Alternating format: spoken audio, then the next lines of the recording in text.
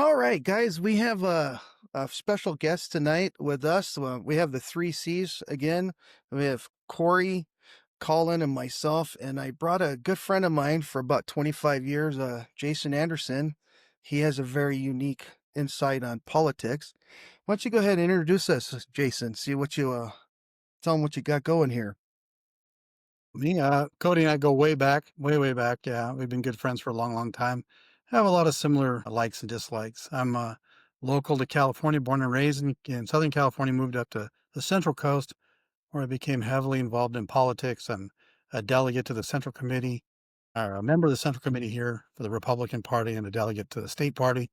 Ran for office this last election in the 19th District of California for Congress. And I'm just looking to see this country get back on track where we all argue about fiscal policy more than moral worth. So I hope we all can come together. Well said. Well said. Yeah. So, in lieu of what happened on Wednesday of last week, we're going to go ahead and pray for Corey. Charlie Charlie. Kirk's family, and then we'll go ahead and start this rolling here. So, you want to lead us in that, Corey? Yes. Let's pray. Creator, sustainer, Father God, we ask that you continue to be with those who are also praying for Charlie Kirk's family, his friends, his parents, his kids. Father, continue to comfort, to guide them, to remind them of heaven, the hope of salvation, and also, as Psalms 56 says, that you bottle up our tears and remember our sorrows. You know what we're all going through, and you know what his family is going through. And we ask that you guide and direct us and make us focus on you and how we treat each other and how we can uplift each other so that someday when this world is done, we'll be in heaven and no more of this stuff will ever touch us again. We ask this all in Jesus Christ's name. Amen. All right, cool. So, what a week, guys. Wouldn't you say? It's been It's like a been a heavy cloud. week. And it has been. I lost track of everything after about noon on Wednesday. I've had to actually go back and see what's been going on other place in the world. I didn't even realize Russia had sent stuff into Poland. I was like so captivated by the whole assassination thing. So People building up walls and stuff like that for drones this week because it seems like drone attacks have been all over the place from every country. It's like, okay, guys, let's see here. This is not looking good. yeah, And Well, then, conventional warfare has definitely changed. I'm glad it's not nuclear weapons, but at the same time, it kind of scares you that at any given moment, something the size of a suitcase can take down a building. So we've definitely changed in the way we fight wars. Dominance in the skies has always been preeminent in our wars. We've always had dominance in the skies, but now with drone technology coming out of China, and don't fool yourself, all this drone technology is coming out of China, and it is fast, efficient, and lethal. So I've got some people that are telling me stuff about land, sea, and air tactics to prevent us from becoming a little bit behind the curve. So we're pretty mhm. much safe, but Europe is kind of on its heels, and NATO's really standing up right now, taking notice because they can't afford an all-out war in Europe.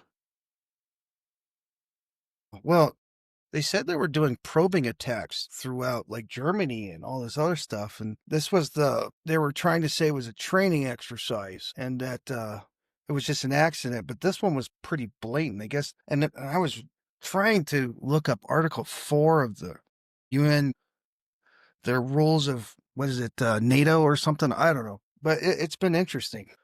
Um, wow, I was just so caught up in that whole Charlie Kirk thing. I just lost track of all my normal stuff. It was crazy. Like total like blindsided everything. So that was impressive. The only They thing I Yeah, had can because there's three other shootings that Wednesday and Thursday.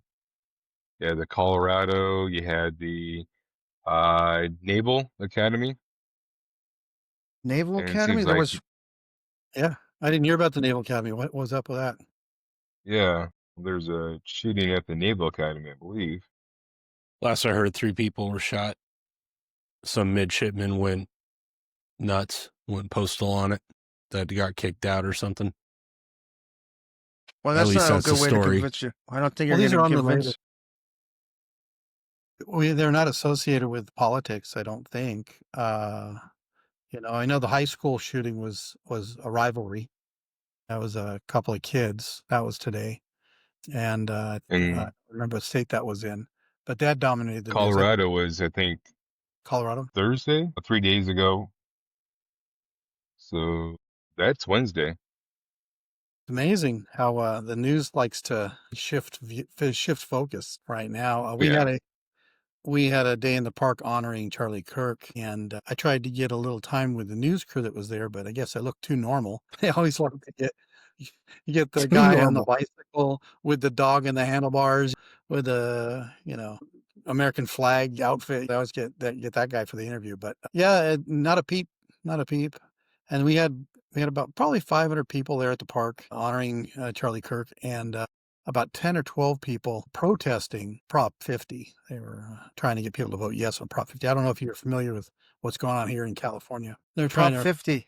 They're trying to Yeah. redistrict. redraw the lines, Yeah. to get 5 more House seats. And there's, so me being the person that I am, went over to talk to them, and uh, uh, I don't know where they're getting their news. It seems like we're getting news from 2 different sources. They were upset that we were honoring Charlie Kirk. It's because he was a monster. He was somebody that they thought was just a hate monger.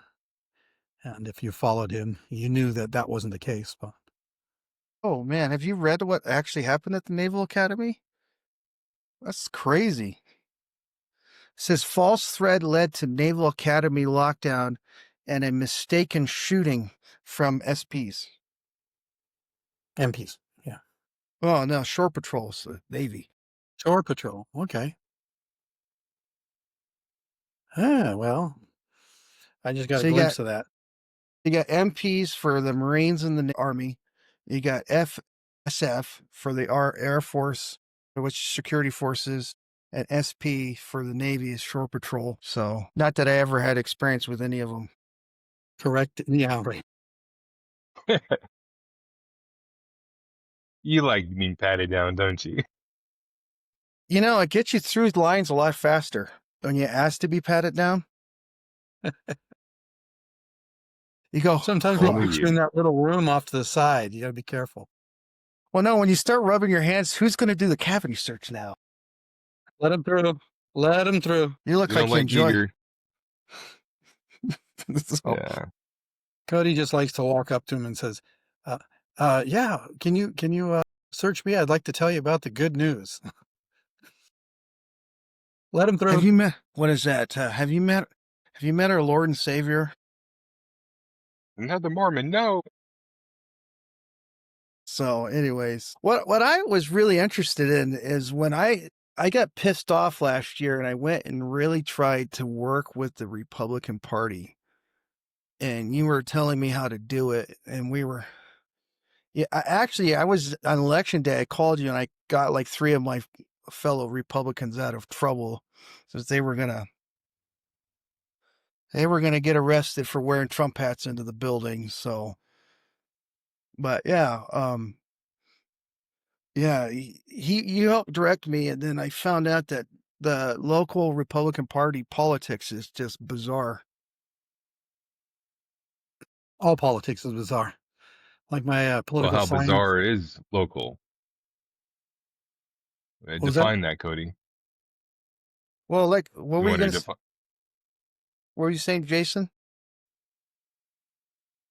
All politics is bizarre. Like my political science professor used to say, all politics is evil. That's how he started out the semester. But the truth is, it's a necessary evil. And the old saying that says you vote for the lesser of 2 evils. And we have a lot of people who, especially Christians, believers, that believe that if they stay out of politics altogether, that somehow they will avoid evil. And the problem is that good men stay out of politics and don't stand in the breach, then what fills the breach is as you create a vacuum for evil to get in. And I think we stayed out of politics far too long. So I work with my church. I work with a group called Salt and Light, the Salt and Light Council here in California. They're actually nationwide, but I work in Duran Reed started it, and she's phenomenal. And that group kind of gets into churches and says, why are we so afraid to be political? One of the most political figures in history was Jesus Christ. He just preached the truth. And that was the way Charlie did it, and that's the way I try to do it. And I'm sure Corey, you're right there. You're nodding. You're probably doing that. So. Well, Collin is in a cool position. He just started working with the young Republicans over there in Austin or something. Wasn't that like that, Collin? Yeah, the Travis County Young Republicans group. I mean, I've been kind of an activist for, I ran for office twice at my local level, the city council level, got 33% of the vote every time. It's kind of, it's like a 4 to 5% turnout, 50-50 election. But I mean, we had them spending hundreds of thousands of dollars and we could barely scrape together 20. And not to make excuses, it's just but the Democrat machine, I live in Williamson County, which is just north of, it's like the suburbia of Austin. It's where once everyone has enough money to leave Travis, they move up and get out of their apartments and get, little cheaper houses away from the city and away from the chaos. And there's a bunch of nice towns up here that kind of everyone, but we're like 30 minutes from downtown Austin. So we're basically in the city limits, effective city limits. But yeah, I know. And this group it's like about 30 young guys that are showing up, like 20s to like 30, 40-year-olds that are showing up to this. And they're all, that's what I was praying for and hoping for. Cause I was the youngest person up here working.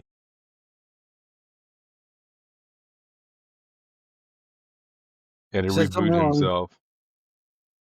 Man, Always something happens. dropped out. He'll come back. Don't worry. He'll come back. It's tough being in Austin. Austin is like, the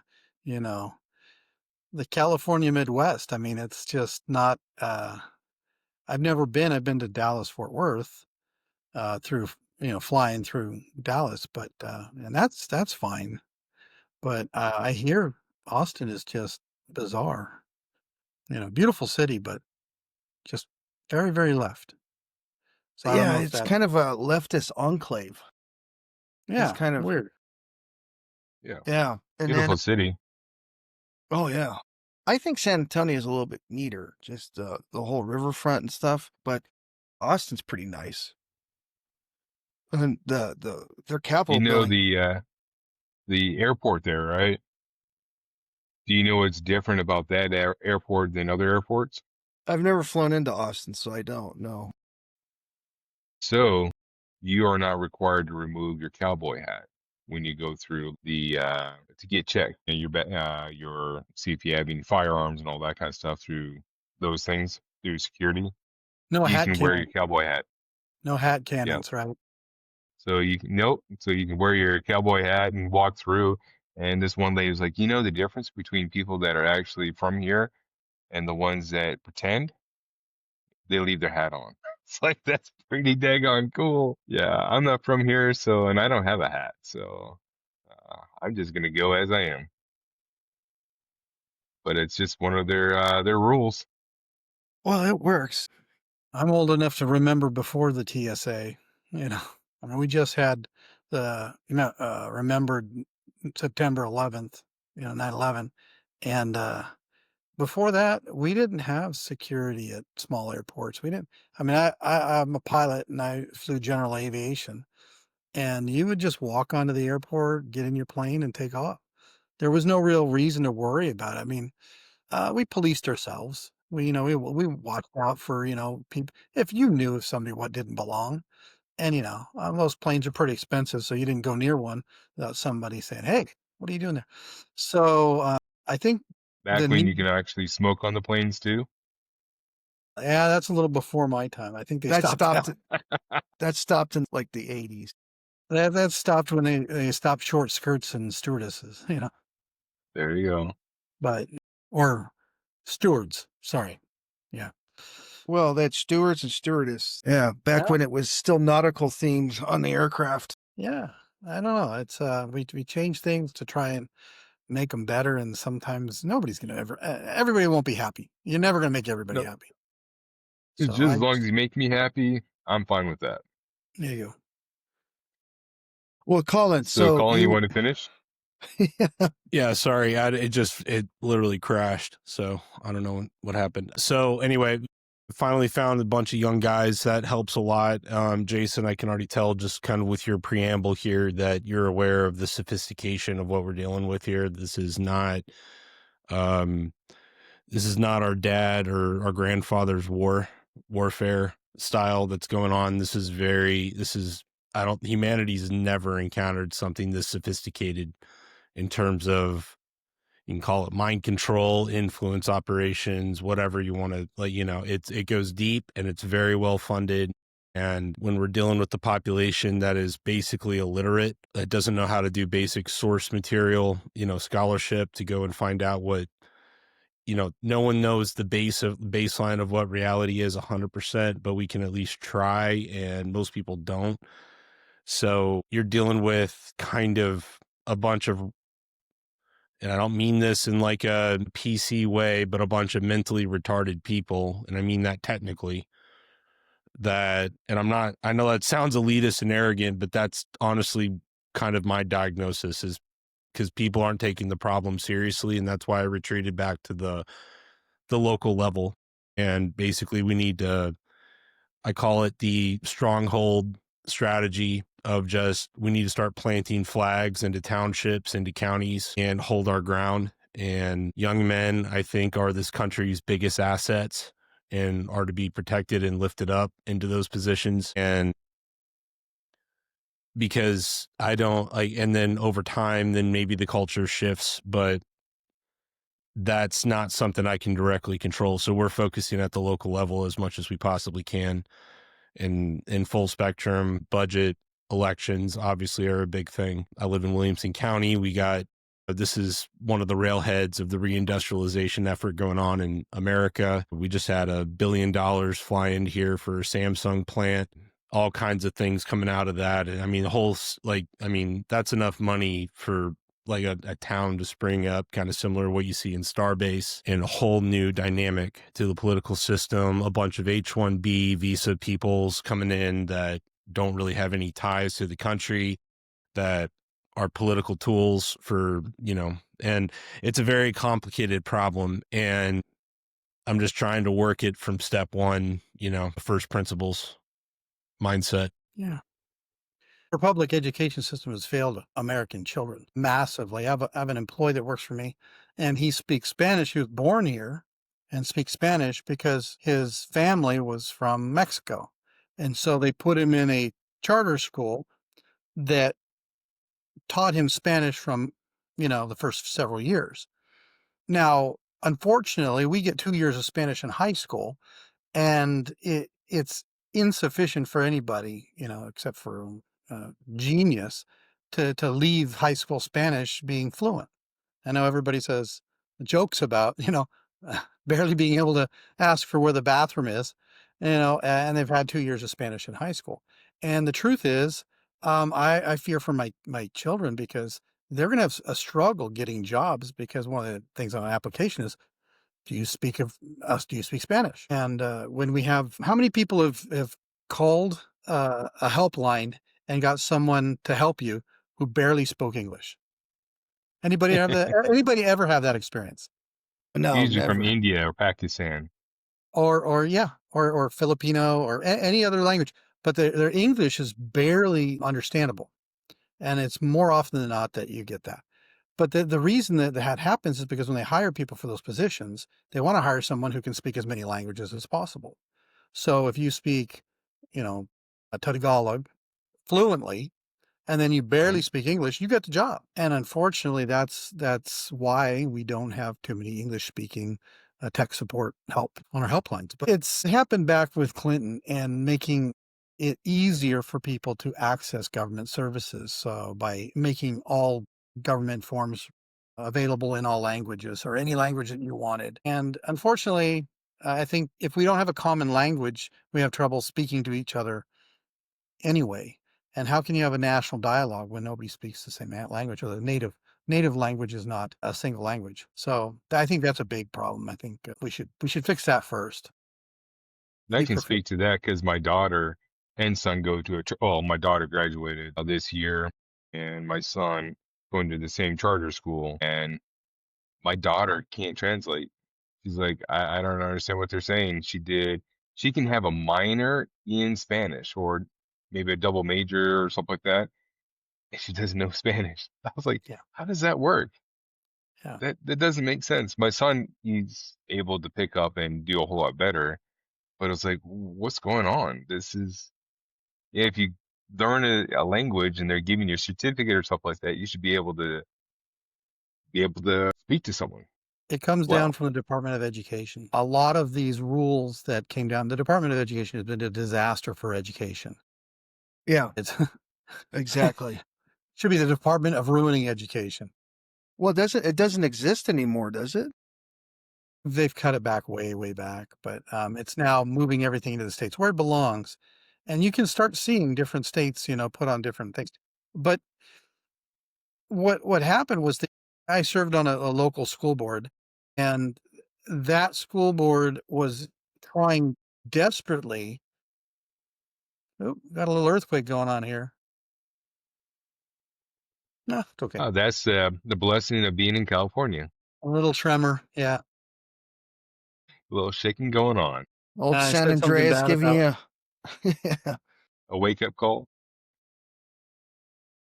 but the thing is with the way that they teach students is so poor, and all of these schools are trying desperately to comply with all these weird regulations. They've got to know this, they've got to test to this level, they've got to test this. And so we don't teach the student how to learn, we teach them how to regurgitate and then forget and then go on to the next thing and go on to the next thing. So they've had 10, 12 years of school and they don't know anything.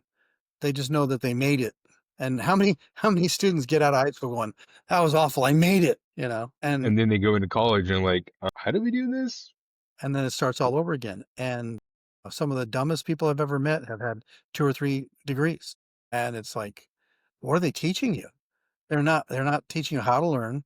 They're not teaching you critical thinking. They're not teaching you basics. How many times have you heard a politician refer to our nation as a democracy? Well, I don't know. I watched the what was it, the Sean Ryan interview with your beloved governor over there, and I think I probably picked up on the our democracy's in trouble, probably 400 or 500 times. Yeah. Well, this is how ridiculous it is. We have yes on Prop 50 and no on Prop 50, and both signs say save our democracy. Both of them. It's it's like this is how dumb people are. It's like uh, you know, and the reason we don't have a democracy is because they implode.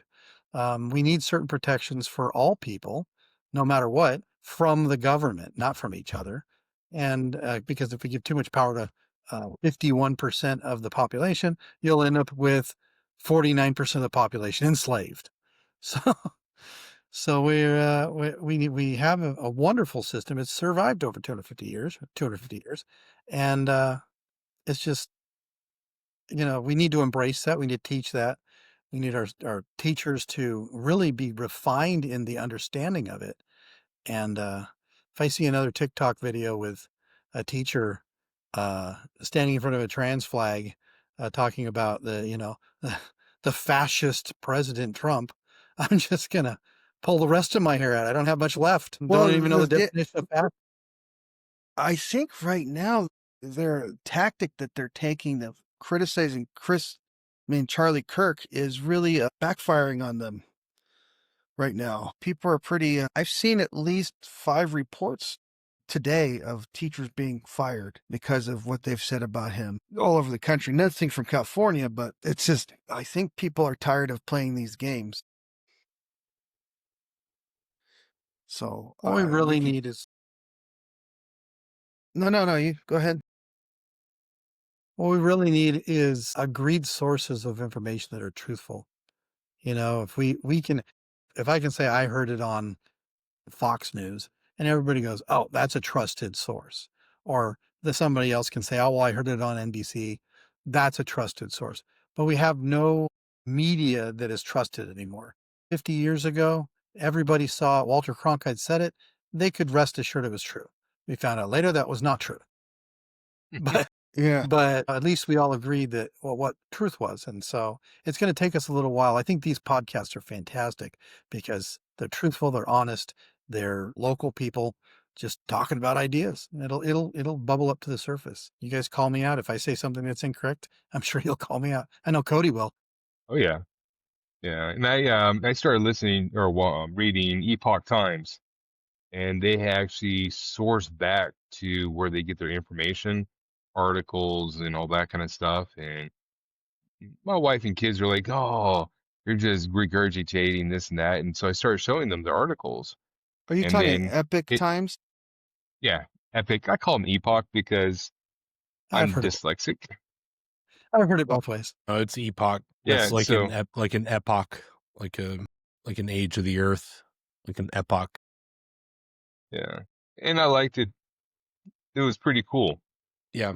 And they were like, "Oh, wow, you're right about this and that." I'm like, "No, I'm not. It's just their source material.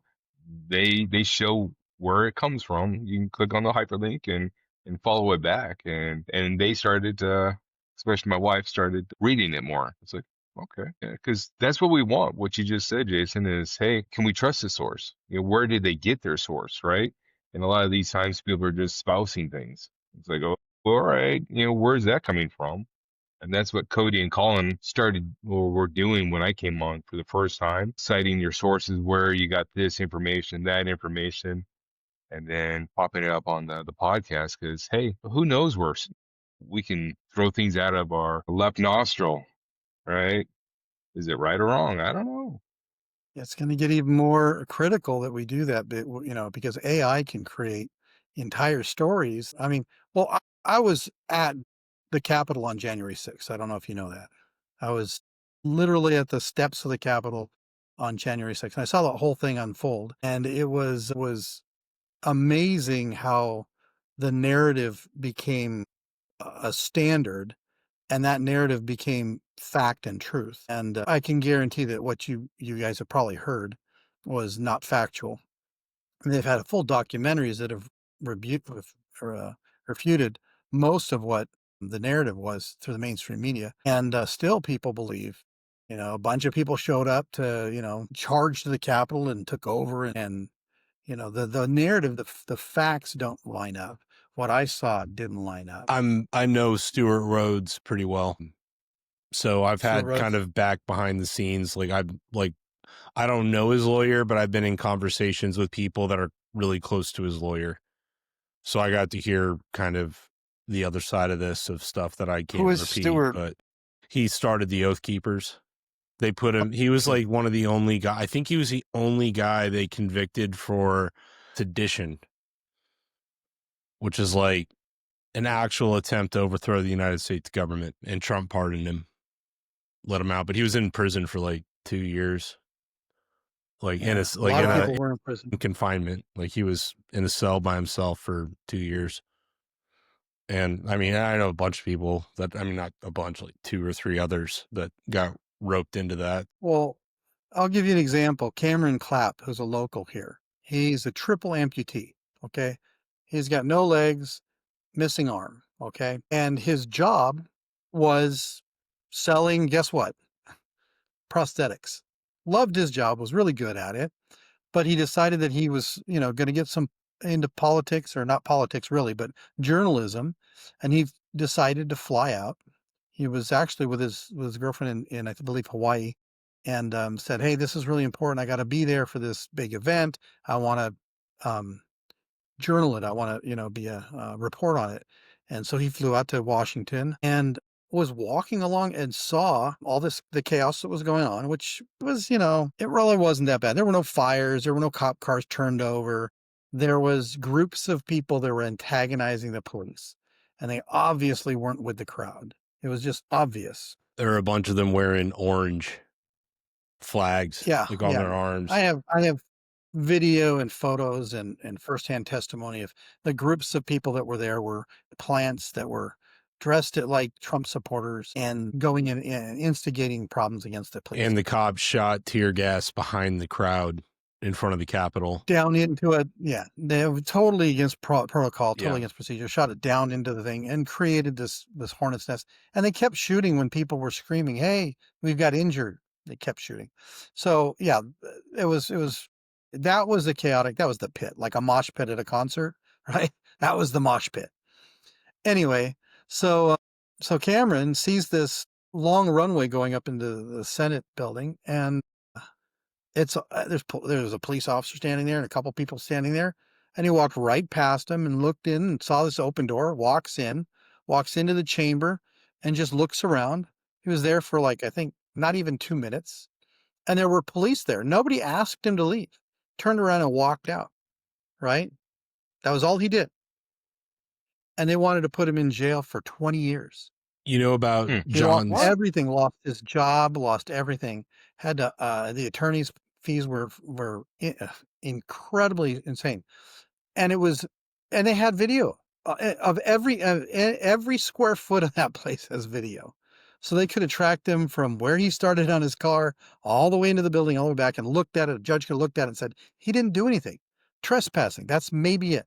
They were trying to get him with seditious acts, and nobody went there thinking that they were gonna. What are we gonna do? Who overthrows a government with no weapons? You know, or goes to Bibles the and Capitol we were building, singing, like anyone. Like, who overthrows a government with their own flag? You know, when you fly in the American flag, and you know, so nobody was there to overthrow the government. We were there to actually see the process play out as the Constitution said, where the House and the Senate were going to look at the evidence of the Electoral College and see which ones had merit. And we were waiting for the House to debate those merits on the floor. And they started it. And amazingly enough, as soon as they started debating those odd electoral votes that came through the elections that were kind of squirrely, as soon as they started debating that, that's when the attack happened.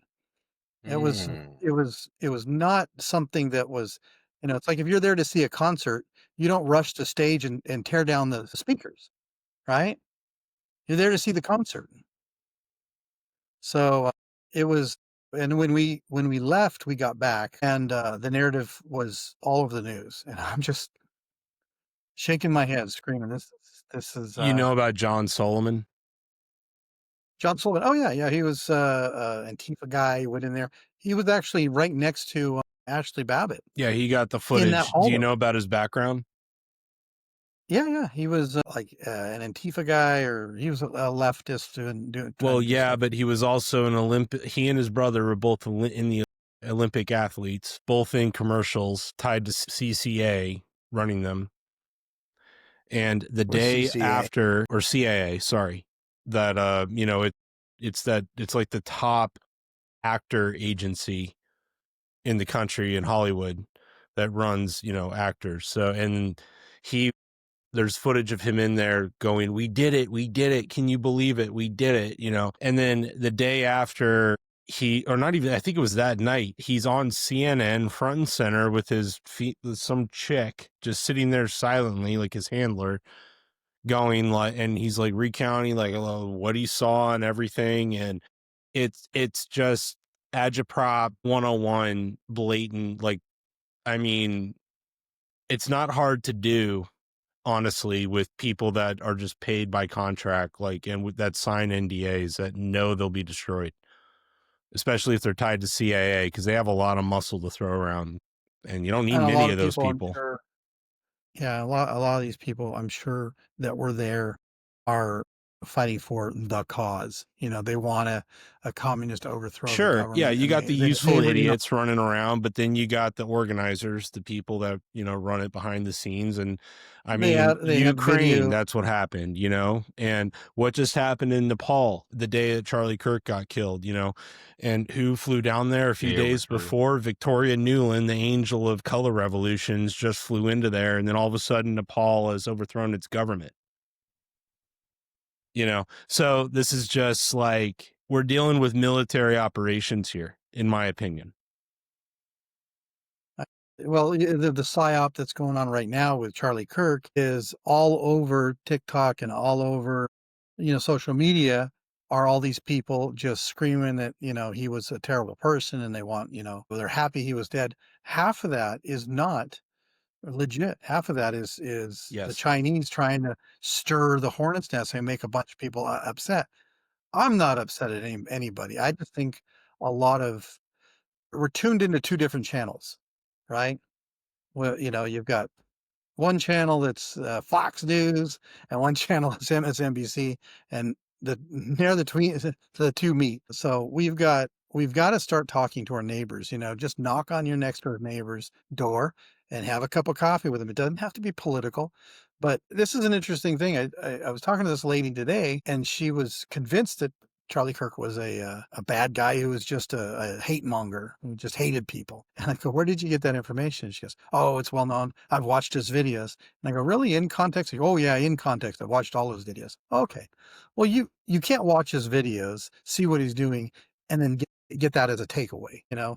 That's just, you have to have a closed mind to see that.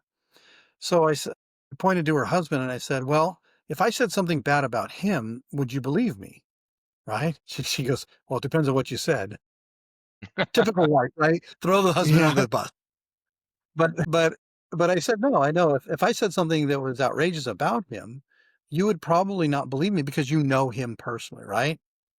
And in typical liberal fashion, she changed the subject, didn't want to talk about it anymore. But I hope that I pierced that bubble enough to where she said, maybe I'm only listening to certain people. Maybe I'm not listening to the whole thing. There are a lot of people who knew him personally who said he was a nice guy. So who do I listen to? The newscasters never met the guy, or the person that's, was married to him, or the people that were around him, the people that worked with him.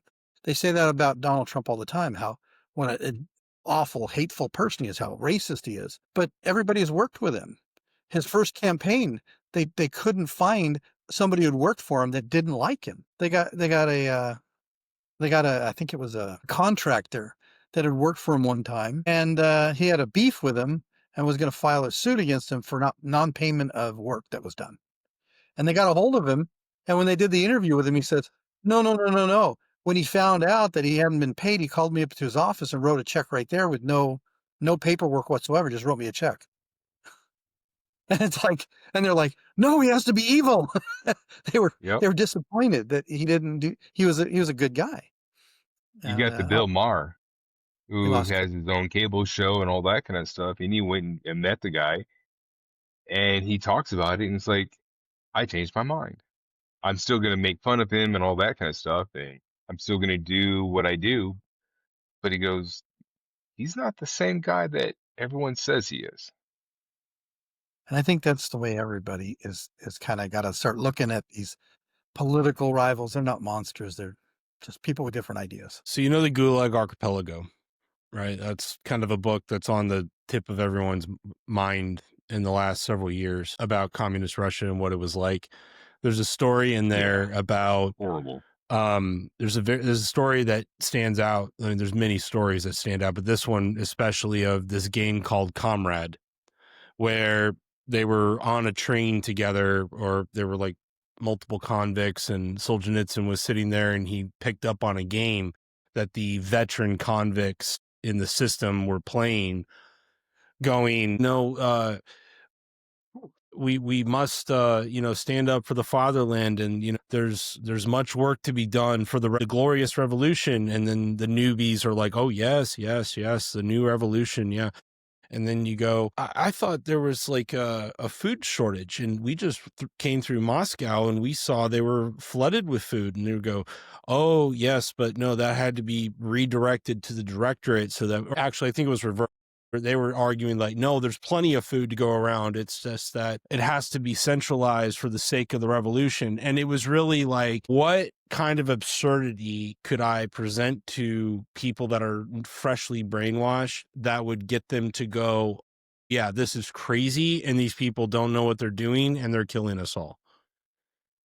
And that was the game called Comrade. It's like, oh, Comrade, my brother, you know, it's like, and because no one could come outright and say something anti-government or else you get killed. So they kind of speak in, what's the word?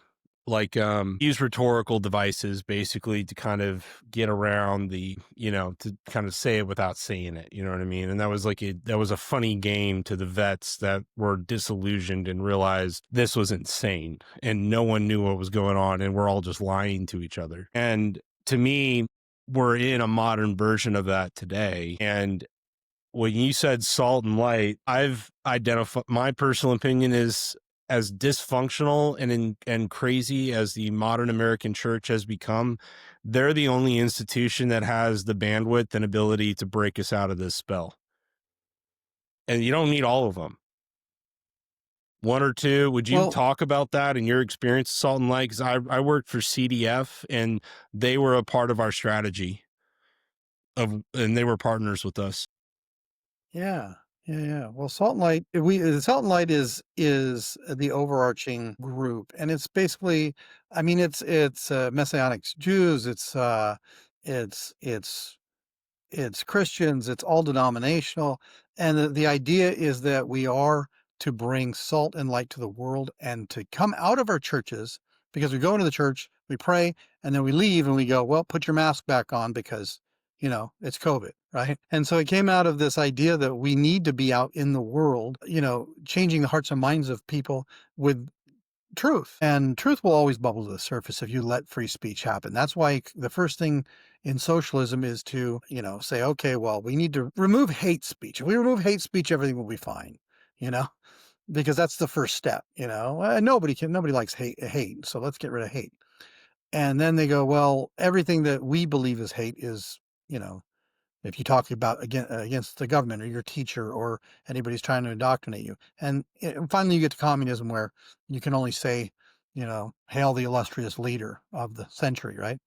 So we see this slow walk. So Salt and Light is saying, you know, we have to go out and be bold and preach that.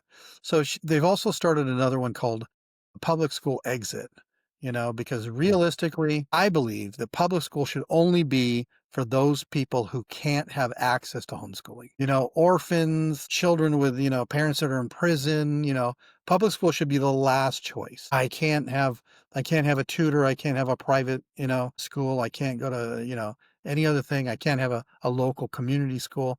Okay, I guess we got to go to public school, you know, maybe one per county, you know, because everybody going to public school means that the government has far too much control over what the general population thinks. And you can see what's happened over the last 40 years, 50 years. And they've also got another one, which is the Christian Judeo Council. I got a cat in here. No, that's my daughter. I'm sorry. Oh, is that your daughter? Okay. Yeah. She's Sounds like it's outside my door. Oh, no. Your daughter rolls fast.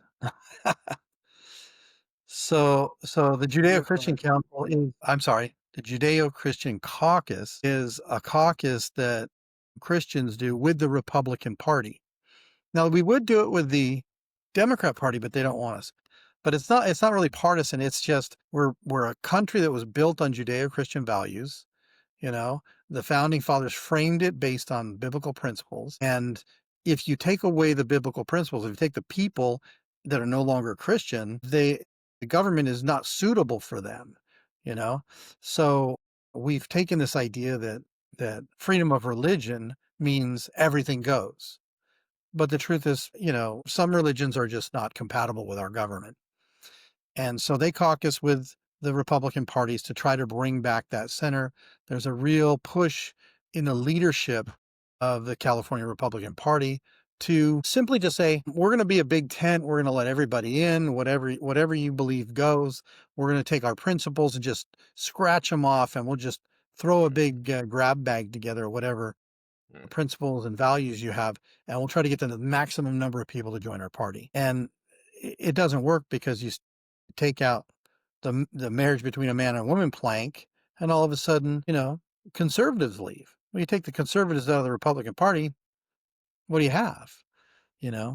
And so we have a group called the CRA, the Conservative Republican Association Assembly, and they've been around for 50 years. And my friend Steve Frank likes to call them the Republican wing of the Republican Party.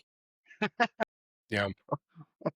So and that's kind of who they are. They're really coming together. And we've also got some other coalitions. We started the Republican Conservative Coalition, RCC, and I actually made the logo. So if you ever see the logo, that's my handiwork.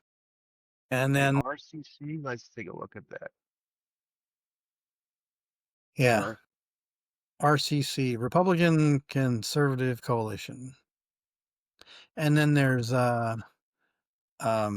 got the Christian Caucus and RCRA, and we've got a lot of different people coming together and trying to put pressure. We just had a convention last week. It was really disheartening, because the new chair dismissed almost every resolution we put forward, and had them kind of voted down. And it's not helping. It's making a lot of conservatives not like Republicans, and I don't really know where they would go.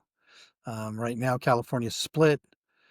They say that it's dominated by Democrats, but Democrats only make up I think almost a little less than 40%.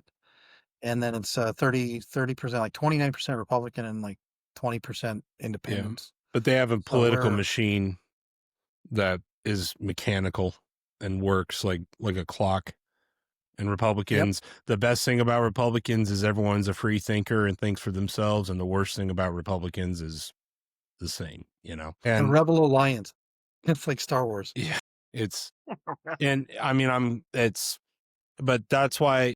So there's a church, Citizens Defending Freedom is the group I was talking about, CDF. Okay. They started out of Florida. The pastor, who's kind of like the pastor for the group, he became the mayor of their town. I think it's near Polk County. Good for him. And because of his leadership, it's now become like their version of missionary work and outreach is now political action and getting their people. They've now got like 30 to 50 people from their church at local government. That one church has taken over that county almost. And at every level, school boards, everything. And that's just a part of their outreach. It's not, there's no anger vibes. It's all about, let's take care of our people. Let's be Christians. Let's be out in the world, like in light and love, salt. They partner with Salt and Light. That is the only, and I'm a pragmatist. At least I like to think of myself as one. I try to be, but and being a pragmatist can be an excuse to not be principled, right? It's like, well, that's not the realistic way. But there's a line there of like, okay, what is the, like, because I'm dealing with people that are like, well, we need to just kill mothers that have abortions, or like they need to have the death penalty, and I'm like, it is murder.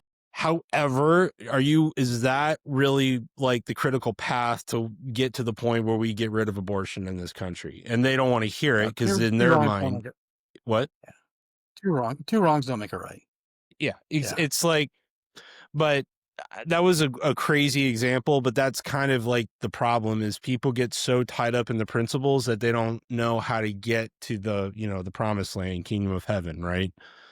So there's a fine line that you can walk without compromising your principles, but it's also about picking where your energy goes into, is really how I would describe it. Like, there's low hanging fruit we can grab right now to gain inroads for a long-term strategy. And that's something that is seriously lacking in the mindset of the right wing right now. I think people are starting to get that this is a 50-year project at best. Like, because we haven't even been engaged, like you've been saying. So now it's like, this is going to take the rest of our lives to even just begin to turn this Titanic around. to just get that Well, motion started. I do think that it's a long-term goal, but I do think that you can turn it around very quickly. Potentially we could, but because most people, I think, believe that they're doing good, that they are on the right side. And if you see like, what's his name? Brian Straka, Brandon, he yeah. started the walkaway. Yeah, he started the walkaway movement. Yeah, Brandon Strzok. He was Brandon Straka. Yes, I met him. He's a neat guy, and he's gay, but he was far left, believed everything that the corporate media told him, was a devout Democrat. And then he realized one day, I think his story goes that they were talking to him about something that Trump had said that was completely inaccurate. And I forget exactly the thing that they told him. Oh, that he made fun of someone who was a cripple. And they said that, this is what he thinks. And of course they show the clip and then they say, this is what he did. This is what he clipped. And of course you're going to believe him because of the news. And once he found out that that was manipulated and a lie, then he got angry. And, it's like a former smoker, a former alcoholic, a former Democrat. There's nothing as fierce as someone who now is awake and has been lied to. And we're seeing this awakening. I like to call it the new awakening because because I know they're in my church, liberal Democrats, and they knew I ran for office, and they kind of would look at me like, you go to my church, how can you be on their side? And once you pop that bubble and you get in there and they start reevaluating the comrade game and they start seeing through it, then you can't fool them anymore. And so there's critical thinking skills, the ability to see logical fallacies. There's an app on my phone that goes through all the logical fallacies, gives you, does, little flashcards, and you can just look up any logical fallacy and it'll tell you. And then when someone tries to use it on you, that's an ad hominem. That's a straw man argument, and most of your gun arguments, most of your abortion arguments are all logical fallacies, economic What's fallacy. that app's name? Someone take a look at that? The app, it's actually a pretty good app. It costs 99 cents, so you have to save up. It's called Breaking Cognitive the bank. Clarity. Cognitive Clarity, right there. Let's see. Can you see it? Cognitive clarity. It's got a little light bulb, but it's nice to just sit there and read it and learn all the. I mean, if you want to learn Latin, yeah, it's fine. But some of them are in Latin. But it's it's interesting that we're not taught this in school. The Socratic method. How do you teach? How do you argue? Civility. How do we become civil when we speak to each other? Just these things should be taught in grade school. Unfortunately. So I have I don't know if I've told this to Ines, but my daughter has autism, and we do a lot of work with counselors. They're very not to be, but they're very liberal. And this lady we got into a conversation, and I go, have you ever thought about arguing against your own argument? And she's like, what? I'm like, it's called debate. I was in debate club. Have you ever thought about the other side of the argument so you could structure your argument better? And this concept just, and I go, if you're pro-abortion, you should argue against it. And if you're against abortion, you should argue pro-abortion to try to understand where your opinion actually is. Is what I told her. And I go, or if you're anti-gun, try being pro-gun so you can argue against your own argument. And this concept was just, she just couldn't handle it. Well, if she was an early childhood development specialist, which she probably has a degree in that, and if she's helping autistic children, right? Yeah. That degree requires quite a bit of study. You don't just, go and get a 6-week course. So, and she's more than likely is paid through some government subsidy agency. And so her paycheck is directly tied to how much funding she gets.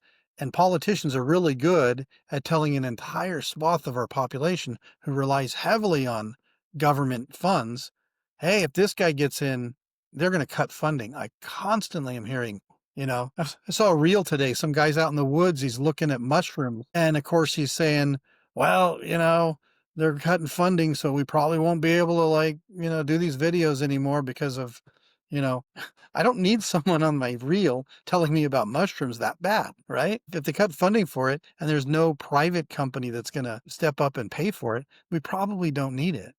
Now, Yeah. that's not to say that your daughter doesn't need special care, but Well, no, yeah. But it's like the concept. I came up the other day, and I was in a really bad mental place after Charlie Kirk. I mean, it was just over-consuming. And she goes, "I hate this." She said she hated Starbucks. She used to work for them, and she hates them. And I go, "I'm sorry, I don't believe in that term, hate." And she goes, "What do you mean?" I go, "Because hate is a mindset. Hate is not a." I go, "So there's not very many things in this world I truly hate." And when you say hate, it just conjures this whole, it's an identity, not just, and I started going into this. So I don't let my children say hate. I don't let anything. There is no hate in my house. So we're called to hate what God hates. yeah. And I don't think God Starbucks. But God probably is okay with Starbucks. but she come, this is like Thursday. And then Friday she comes back. She goes, I've thought about that all day long. And she goes, I even went home and started studying an argument against that. And she's like, it is a mindset. Wow, good. And See, I'm like, yeah. I know it'll consume you if you start. I go, if you're a Klan member, why do you hate black people? I go, why? Well, if you're a Nazi, why do you hate the Jews? Well, you got to go all the way back and figure out what is the root of this hate. Is what I told her. And I go, and when you really figure out what you truly hate, there's not very much things in this world you hate. And so she's just like, me and you are going to have some good conversation. Hate consumes.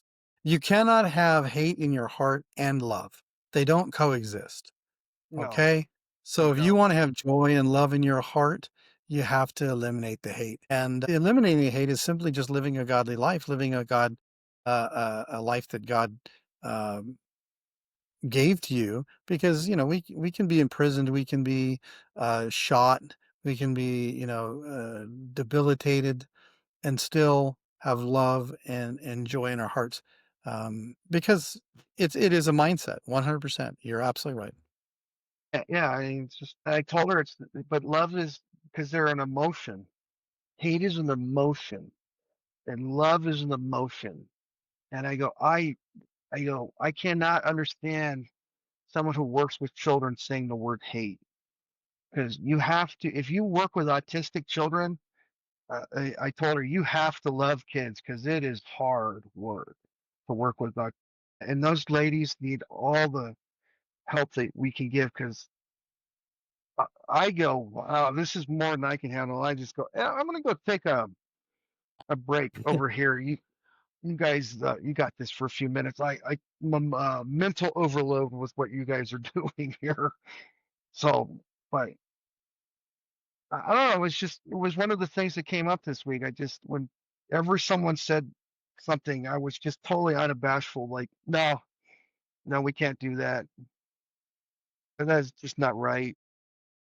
Okay, that's one thing. That's one thing I've always respected about you, Cody. Is you always put yourself down and say, "Well, I have ADD," but you not only have you touch different subjects in a way that nobody else would have connected, and you deeply think on those things. So sometimes, well, I mean, Cody and I we get on the phone to say hi after like 6 months of not talking, and I'll pursue it like 3-4 hours later. So yeah, we talk about just every subject under the sun. But that ability is unique, so yeah, everybody has their ability to give something to the conversation. So Well, yeah, it's just been a hard week, man. It's just, just having my little 3-year-old daughter come up to me this week and knowing that he had a 3-year-old daughter. They're within a couple of days of each other, like a couple weeks of each other. Yeah. That was hard, man. Yeah. I mean, and you see some videos about with his kids running towards him, and it tears me up, man. That someone had so much hate in their heart that they had to take a father away from their children because of hate. And I'm just They have to tired of. do that in front of a bunch of other people. Well, his kids were there. His kids were Yeah. there, Yeah. and it was just. And when I saw that, man, I had to reassess a lot of my stances on things. What do you really hate? Because the man who pulled the trigger on Charlie Kirk had so much hate in his heart that was the only solution, is to pull the trigger. And when I sat down, and I mean, I swear, like for 2 days, it was all consuming. This whole entire thing, it just totally overwhelmed my senses. The idea of someone saying hate on Thursday, and I had thought about that for 17 hours.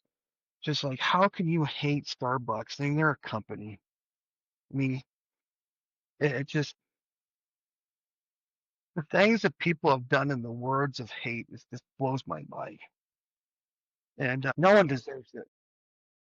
And we don't have enough respect for the mindset we're in.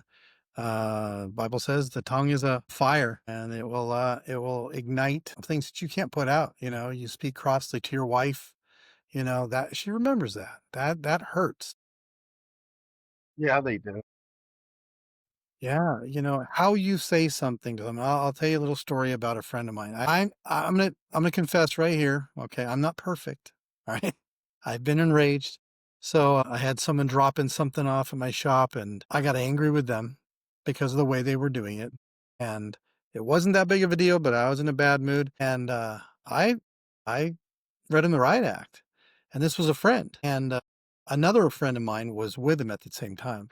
And so I told him, leave, get out of here. And I was rude about it. I was really not nice, not kind.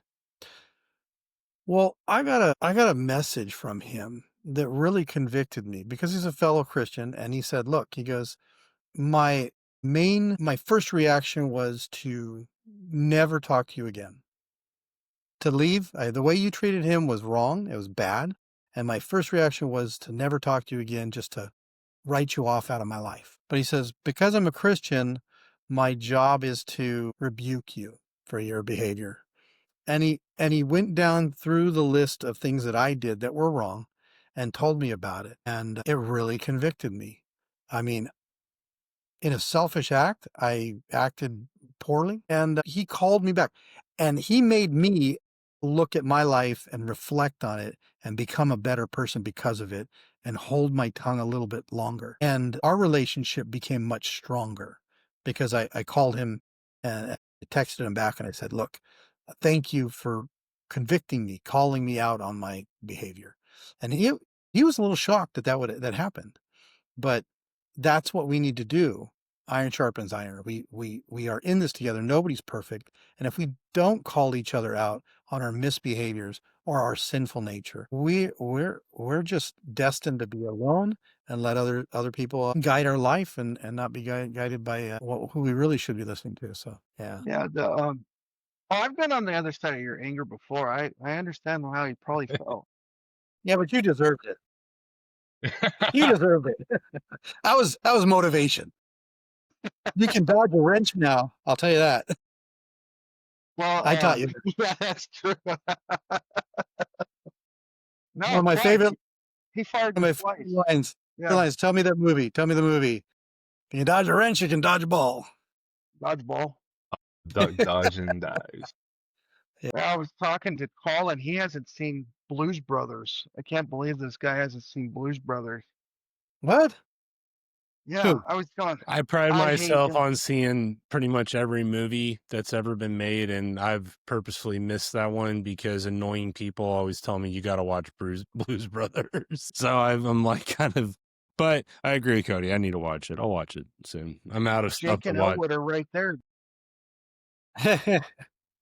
Yeah, you'll be let down.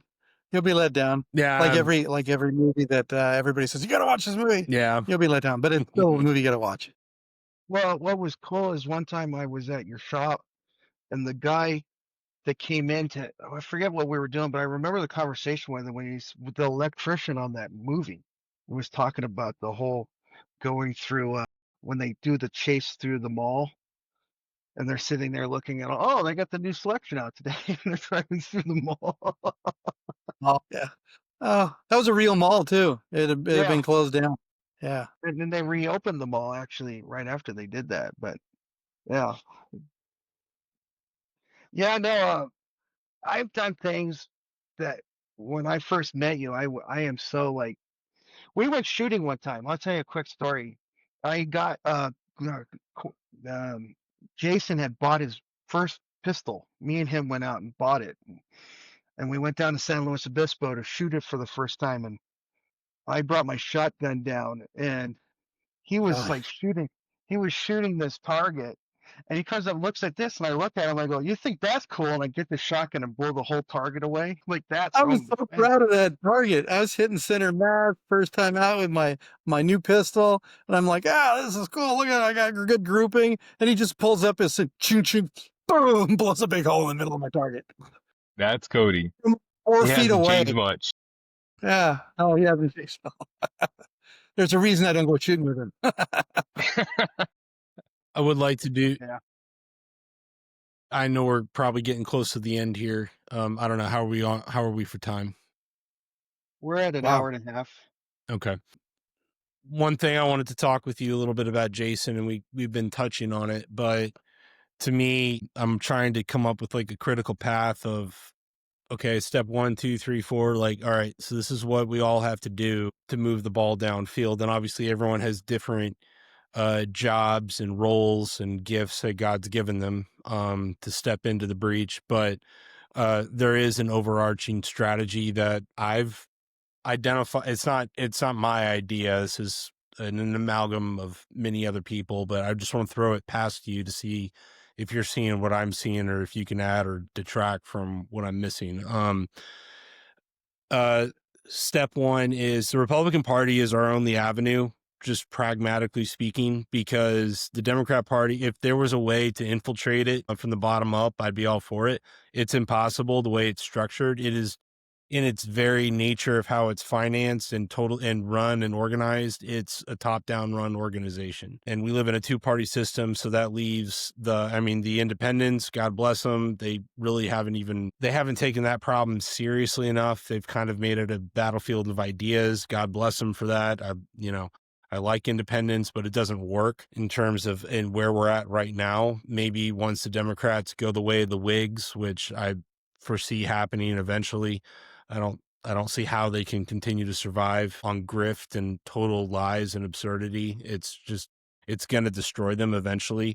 So the Republican Party is our only avenue. So that step 1, as an individual that has limited resources, you got to start with precinct strategy. Become a precinct chair, identify who your precinct chairs are, get a map of your county so you can see it. That helps a lot with like identifying where your strongholds are, start learning, and getting involved in the precinct strategy. You get to know who the players are, who can you build a coalition with to get the ball further down range. So that's obviously step 1. The other part of it is, and I don't see a way around this, the churches absolutely have to start getting engaged. And it doesn't mean all of them, but we need at least 1 or 2. Like if one church in a county took it upon themselves to make that their ministry, you could flip a county with one church, and it's been done. I know that for a fact, like it's been done. So that's the other part of that. Education's the major part. I mean, I agree with you that there should be pretty much 1, 2, 3, depending on the size of the county, tops, public schools allowed in there for like a backstop for people that are not taking care of their kids pretty much, or don't have a choice or whatever. So school boards, and the objective of people going on school boards should be to choke their money off at every avenue you possibly can. And there's plenty of grift and graft going on in the school board, or going on in the school system. I mean, they've effectively turned the schools into Democrat PACs. Like that's basically, when you look at a public school, that is a Democrat PAC you're looking at. I've never heard of it that way, but you're exactly right. Like the teachers and the school board members are all part of these teacher organizations that are all about like charity and like giving back to the kids, and it's all Democrat operations to all of them. There's not, Yeah. and so get on the school board and start choking their budgets down, and you can do this. And one of the biggest arguments that I found, like this has happened in the country, that, you know, who underwrites the school system? It's your property taxes. Right? And if a school goes bankrupt, which a lot of them are on the brink of, the bank comes to you and your home, and to that, I mean, this has happened where your property like all overnight in certain towns, property taxes doubled and people lost their homes because they couldn't pay it, and they just walk away and the bank forecloses. Where's And this happen? I live in California. You don't have to tell me about property taxes. right. They're going after property hard.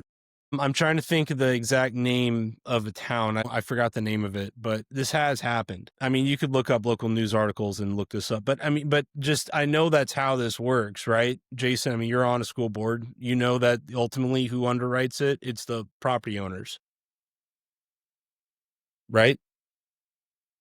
Yeah, somewhat. Yeah, absolutely. Yeah, the way that they collect taxes for the schools, but you know, anytime a county goes bankrupt, it's bad. It's usually on paper, but it's devastating because they grab the money from wherever they can, and a lot of times it's the people who've saved. You know, they're not going after the politicians who caused it. They're not taking their mansions. Those guys have trusts and protected incomes. So it's the guy who's just trying to scrape by, the guy who's got a small business, the guy who's working hard. I mean, they devastated millions of small business owners because of COVID Yeah. and subsidized all the big box stores. You know, it was yeah, this is why we need smaller government. Yeah, the federal government is not supposed to be involved in 90% of what they do. I tell these young guys, I'm like, you give me 20 focused guys on this county that are willing to go to, like, not literal physical combat, but willing to put your life, your treasure, your sacred honor on the line to take back your county. It can and will be done. And that's my current strategy. And we were, you know, working through the Republican Party as a toolkit to enact that. And then, I mean, to me, that's pretty much the only way forward. Do you agree or disagree with that? I absolutely agree. All politics are local. All politics are local. So if you don't have control over your city, your city council, the whole reason that we have this top-down system, we don't have a king, we have a top-down system, or an upside-down system, is that it's much easier when the federal government is doing small things and your city is doing the majority of things. If you want a city like San Francisco where everybody puts all their money in a pot and then the city council decides how it's divvied up, you do that in San Francisco. That's fine. There's no law against that. You can do that. But what we've gotten to is this they're going to take care of it mentality. They'll do it, or why aren't they taking care of it? You see a dirty street and you go, why haven't they cleaned it up? And so we ask for all these services, and suddenly, you know, we're complaining about the high taxes. So if you just get a group of people, godly people from your churches, to run for city council, you're going to have a much better city because they're going to look to the Bible for the solutions for all the problems that city has. You know, homelessness, garbage disposal, all these things. There's biblical solutions to all of it. And then the county and the outward. So in order for you to get politically active at the maximum effective level, you have to have a strong central committee. Now, I know that we're in what is considered a two-party system, but really we're still a multi-party system. It's just that we have two powerhouses that have kind of held on to power. Well, what do? You pick one and then you affect it. And the way to affect it, and I've been doing this over a decade to affect my local central committee, but you get on the central committee, it's an elected position. It's by law. You have to be able to go to meetings. If you're a registered Republican, they can't have closed meetings. They've got all these bylaws. Get the bylaws, read them, and become active in it. And if nobody will listen to you, talk to the people who will. Build And coalition. build coalition. Yep. Bring Democrats who are sick of the Democrat Party to those meetings and say, hey, let's change the Republican Party in our city. Yes. And then you get someone on the board. You get the chair. This is what we did in our central committee, which didn't turn out the way I'd hoped. But then you get control of the central committee and you start affecting, change in the state party. But you go as far as you want. But get on a city council, get everybody you know is like-minded in a role in politics, in an elected position, and it's down and dirty. It's a den of vipers. It is Yeah. nasty, dirty.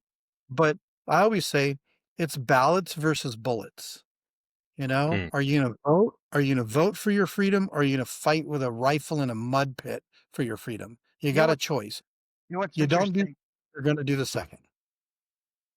What's interesting is that's exactly how Tim Pool was talking about conservatives versus liberals. He was saying the liberals think that these small shots at people is totally acceptable. Well, because was a liberal. He's like, so the idea of the Democrats being able to go out and shoot someone and take the short-term thing because they get so emotional, so upset so quickly that they can justify that. Whereas the Republicans or the conservatives it takes such a long time because they're so into the legal way of doing it that once they get fired up, it's like a sleeping giant, and it will steamroll the hell over them.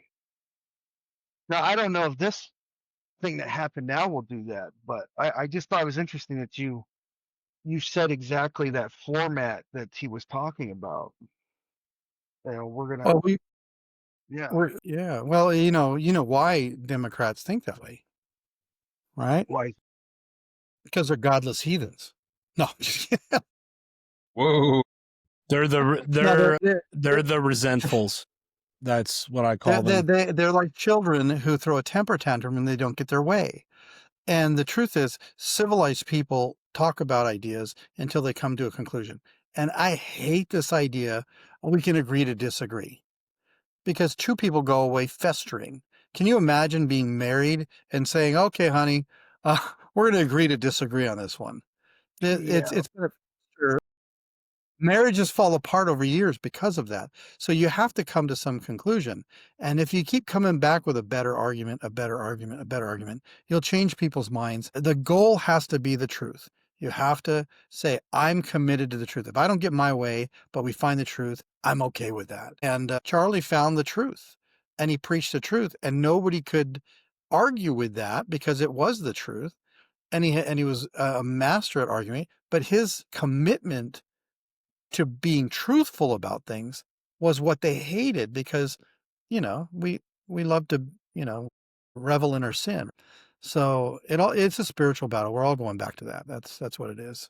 End of The story. crazy part is this Charlie Kirk, he debated at colleges and he never went to college. He was that smart, well read. He was able to do this on college campus with professors, with all these other individuals, and school them. Well, That's he's a very crazy. smart guy. He had a commitment to Yeah. reading one book a week, at least. One book a Nice. week.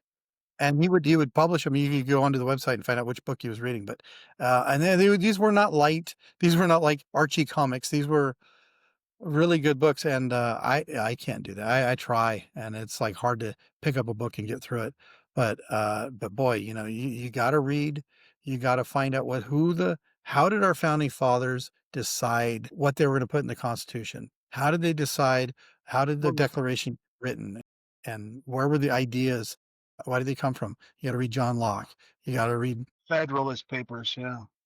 Federalist Papers. Yeah, And the very mystery important. schools. They took that out of law school. No longer required to get your law degree to read the Federalist Papers. Kind of crazy. So for Well, me, the best way to do the whole reading thing was from 75 Hard. It's a thing that you do. You have to exercise, read a book, all this kind of stuff, but it asks you to only read, was it 10 pages, 5 or 10 pages a day? And that's Okay. it. You sit down, you read 5 to 10 pages, and all of a sudden you're halfway, and then you're done with a book. But because most people don't have a Charlie Kirk mind. Most people don't have that ability to soak things in. So having a 5 or 10 pages that you read and you're highlighting and getting into it, you're able to retain it longer and hold on to that information. Otherwise, we're not beasts like that. No. Don't sell yourself short. Get into Well, your local committees, get your church involved.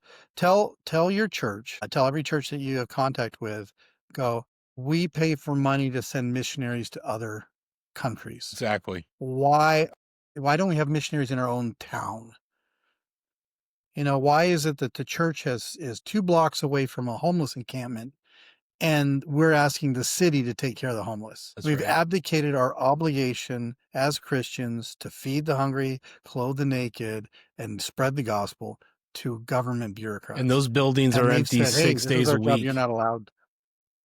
And if we defy Christ and say, we're not going to do that because the government said we can't do it, I don't want to stand in judgment and have him go, you know what?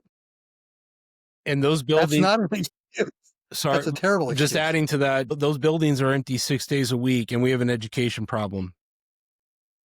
Yeah. They're basically schoolhouses just sitting there empty. We don't need this crap. 100%.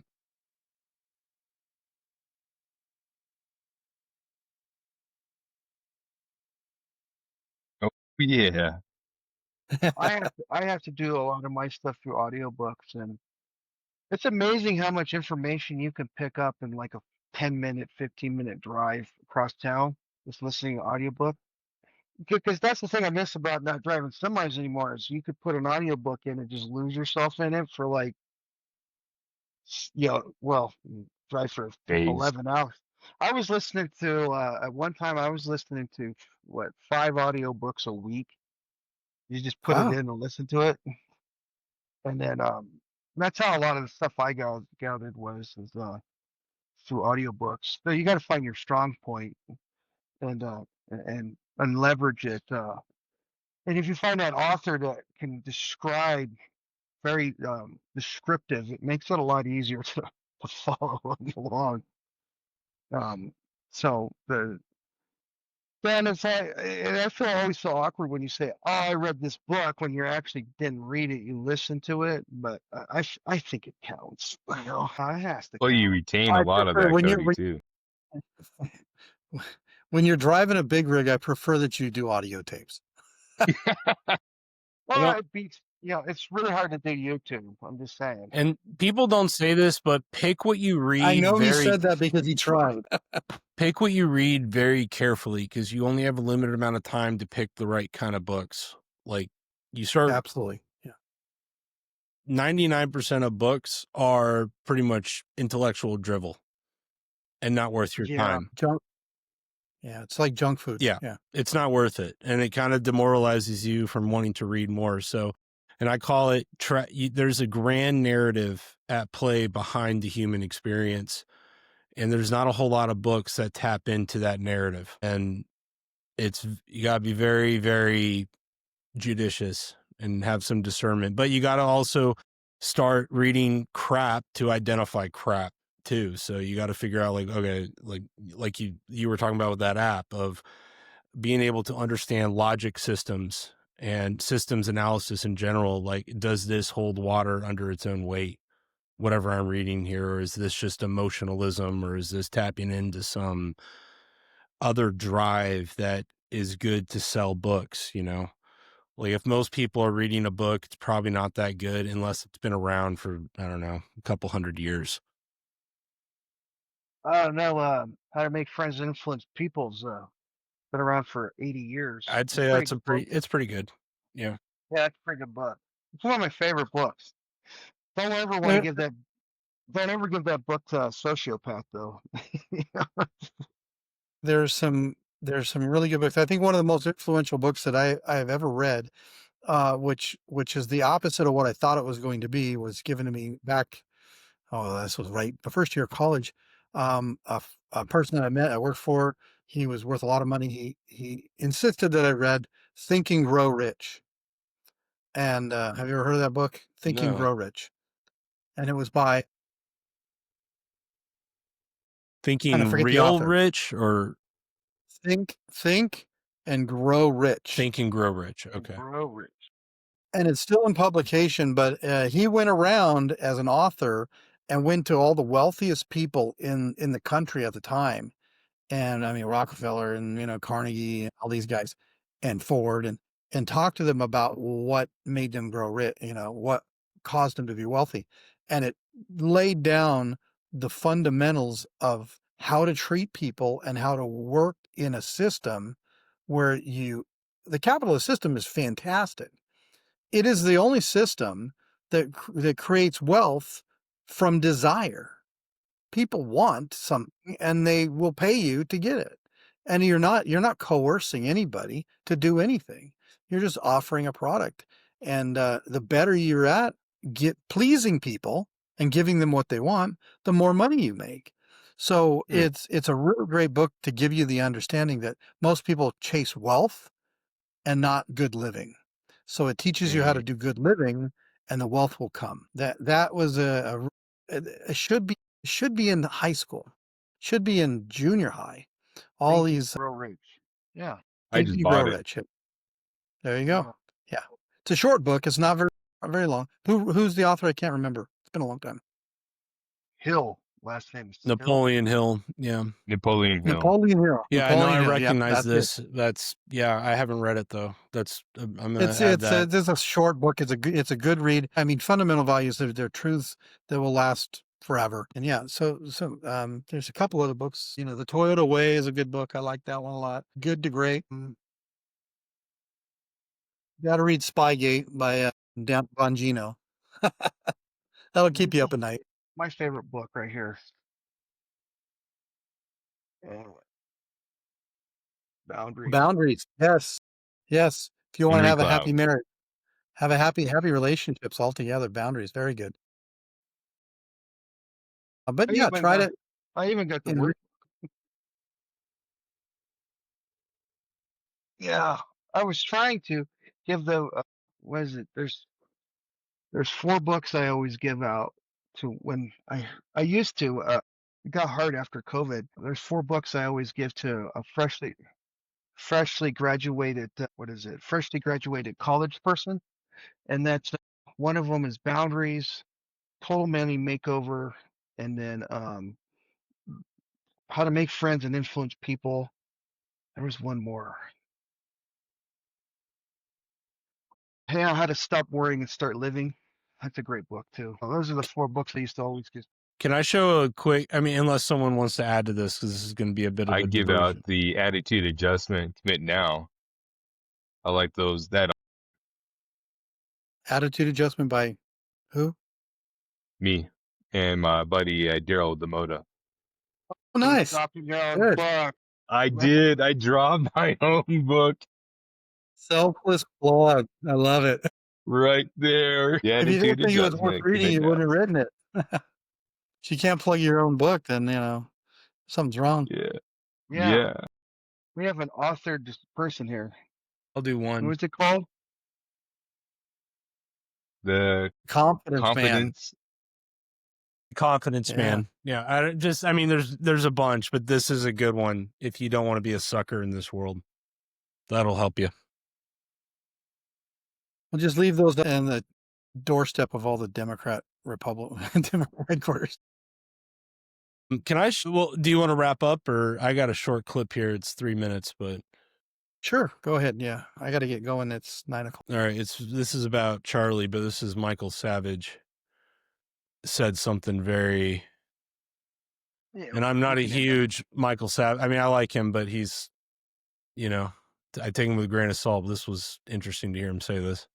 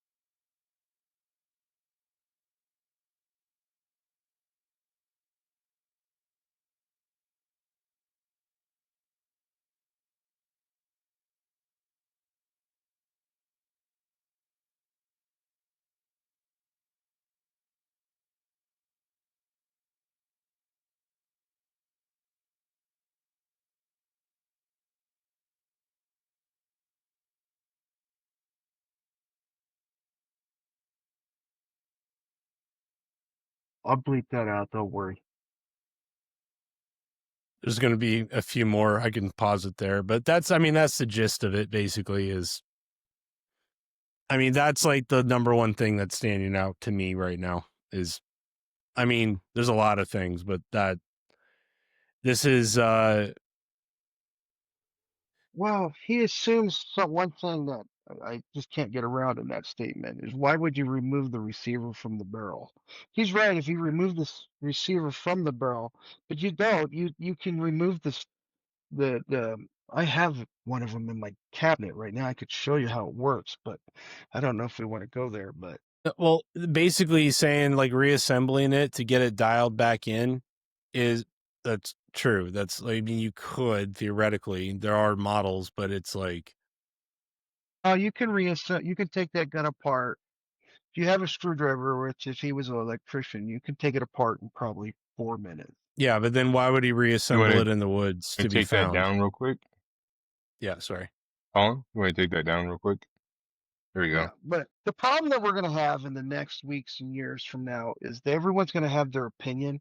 Nothing makes sense right now. It's the first 3 days, 72 hours. And, we just need to grieve and get past that. And then we'll worry about all this stuff. It doesn't make sense to me. I've associated with snipers. I have a sniper rifle and, I don't know why he would do it that way, but I don't know. Just throwing it out there, but yeah, you're right. There's it's going to be so much. There's already so much disinformation. Like all assets are deployed right now. It's crazy on the internet right now. So no doubt. This is a perfect example of what I was saying before. Is we no longer trust who's giving us our information, and that's a bad thing overall because the mind is a vacuum when it doesn't know what the Socratic method means. You argue to the point where you ask questions until someone runs out of answers, and then that deer in the headlights look comes, and then their mind opens to plant something. And so when a populace can't trust on the narrative or what they're being told by their news agencies, by their government, it starts to open and desperately needs someone to tell them what the truth is. And so be aware of that, find people you trust, find people who are truthful. And if someone lies to you, make sure that you never trust that person again until you've resolved that issue why they've lied to you, and that they acknowledge that they lied to you, and that they've made restitution for that. That they said they're sorry. Because we all say things that are not true, and sometimes we just lie because we're human and we're messed up. So who do you trust right now, Jason? I trust my family. I trust Cody, because I've known him for years, and not with a weapon, never with a weapon. Especially aimed at you. Not with a loaded weapon. I trust him with an unloaded weapon, maybe. I know what you mean, like on a personal level, but I'm talking about information. Certified range officer. I gotta talk to that range. They have no idea what they did. You shoot yourself one time and you get a reputation. I'm just saying. It was with a Desert Eagle, okay? It's not a... Yeah, okay. Okay, let's not clutter this conversation with facts, okay? So, no, Cody usually will talk to me about things that he's heard, but he's very honest about, well, I heard this or I saw this, but his convictions are in what he can prove. And if I've challenged him on stuff, he'll be like, oh, that's interesting, and he'll go usually look it up if he's got time. And so that's the type of person that I like to deal with, is someone who's interested in truth over narrative. And I've got very few people in the Republican Party who are really committed to truth. And I'm not just saying that because I think the party's flawed. I think it's just a human nature thing. And I grew up, my dad taught me, ingrained into me, to always tell the truth, right? Your dad was cool. I liked your dad. Yeah, younger people now, you say always tell the, and they look at you like it's a test. Like, live not by lies. I call a friend? Because that's no longer the standard. The standard is, tell people what they want to hear so you can get what you want out of them. Well, and we need to go back to just searching for the truth and just, if I didn't see it and I wasn't there, I was at January 6th. I saw what happened. I tell the truth about what I saw. I wasn't inside, but what I did see was not the crowd rushing the Capitol. All the news agencies that showed people running up the stairs, if you go back and look at all the news clips, just watch the news clips. They sped the tape up. You got some 90-year-old guy racing up the stairs. The average age was like 69, and they have these people that's charging the Capitol. It was like, no, it took about an hour for the people to get from the bottom of the stairs to the top of the stairs. There was no charging. Some of the people that they showed climbing up on the side, that was simply because they were just trying to get a better view. And some of them were people who were climbing down that they reversed the tape on. So the narrative didn't match. And I think that's what's happening with this is I saw a lot of pictures of the kid. Was this Tyler Robinson, his name? And the funny thing is it was video, but instead of showing his face walking up the stairs, they show him like this. And I go, well, why didn't you just take a couple of frames before where he's looking at the camera going up the stairs? Yeah. Why are they releasing these pictures that obviously obscure his This face is how conspiracy theories start, is this obfuscation that's being done. Like, this should be a pretty clear-cut thing, and it's not, and they're allowing it to become that on purpose. And when I say they, I mean whoever has control of the algos right now, because, this is, like you said, you identified, like, this is a psyop. Yeah, he's dead. Something horrible happened, but this is what you do to manipulate populations, is stuff just like this. This happens all around the world. Like the Maidan revolution, this happened. Anyway, that's what this podcast, that's what we're trying to do here, is muddle through all that. Well, we also want to be open-minded.